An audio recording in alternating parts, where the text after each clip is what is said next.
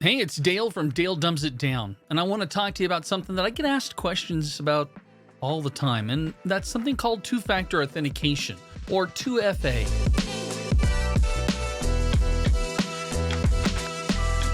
Now, in order to really understand two-factor authentication, let's talk about one-factor authentication. You drive it home and you hit the garage door button, and the garage door starts to open up. Technically, you know what? The garage door itself doesn't really know that it's you. It just knows that it got a signal from that device. It has no idea if you gave that device to a neighbor, to a relative, or maybe somebody broke into your car and stole it. Well, that's one-factor authentication. Two-factor authentication utilizes two of the following types of authentication, and that is something that you know, like a PIN, or maybe a password.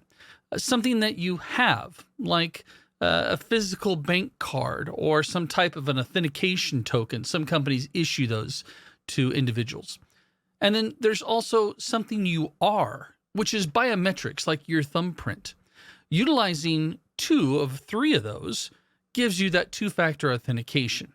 So let's go back and take a look at a different example. It may be in something we deal with all the time. We go to a website and it requires us to log in. We type in our username and password. Again, the website really doesn't know if it's really me typing in that username and password. It just knows that I typed in that information.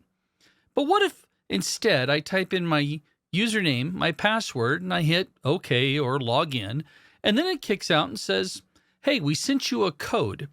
We sent it to your phone number that you registered with us when you opened your account. Will you please tell us what that code is? See, that's a second authentication mechanism taking place. It's really kind of easy to understand. Two-factor authentication can take many different forms. There can be a physical token, such as the ones that we see some banks issuing their customers. I personally use the Google Titan, which is a little bitty device that I can plug into a USB port. When I log into Facebook on a computer I've never used before, it asks me to insert this in, and I touch the button up there after I've given my username and password. Again, this is something that I have. There are other types, like besides the fact that you might get a text message, which is the primary one that we see quite often, but we're also seeing things like biometrics.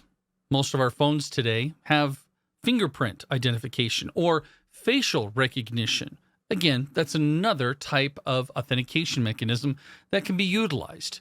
Now, not every service is going to go off and offer you two-factor authentication. I would do your research on the most popular services, websites, applications that you use to find out if they offer it. Trust me, on the social media platforms that are out there, enable two-factor authentication. You can choose not to, but more likely those are the accounts that get hacked all the time, especially if you're using a weak password, which brings us to another subject for another day, probably. What's your password? Password. Now, besides the physical devices, we also have software that's out there. I personally also use, it's called the Google Authenticator. It's an app, and you can see I've got several different accounts listed here. And we'll go ahead and reveal one of my sites.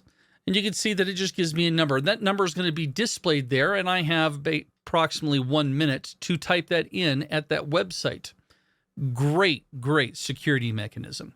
Now, anytime that we add additional layers of security to our environment and to our lives, it takes a little bit of extra time, a little bit of inconvenience. But trust me, losing your account is a little bit more inconvenient. You also have to realize that there are some sites that you may be like, do I really need two-factor authentication for a forum about RV repair? I don't know. That's a decision you're going to have to make. Personally, any site that I am a member of, I make sure that if they offer two-factor authentication, I enable it. And that's not to say that two-factor authentication hasn't been hacked. There have been some very sophisticated attackers out there that have figured out ways to trick you. Typically, it's done through some type of phishing campaign. Now, that's not with a fishing pole and a worm. Phishing is us attackers trying to trick you by pretending to be somebody that we're really not, and getting you to do something that you normally wouldn't do, but you kind of trust us for whatever reason. So the quick and short of all of this is, enable 2FA when you can. It is much more secure than just your traditional username and password. There's that password thing again. I really got to do a video on that one, because if you're recycling passwords, meaning using the same password on multiple sites, you're in trouble.